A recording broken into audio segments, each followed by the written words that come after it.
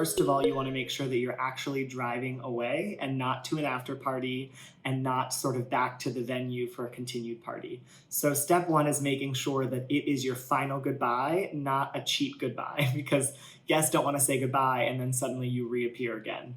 So in decorating that car, I think you can think of streamers, cans, shaving cream on the windows, or tools of stickers. You want to think about the visuals and the sounds. You want to make sure that it's fun and that it's exciting. Balloons are a great option. Anything that you do, you definitely want to pass along, if it is a rental car, to that company to make sure that they allow it. If it is your friends or family car, you want to make sure that anything you do is temporary and not permanent. And if you're really doing it just for the photo or video, always know that when you turn the corner, you can take the things off if they're not legal to drive with or safe to drive with.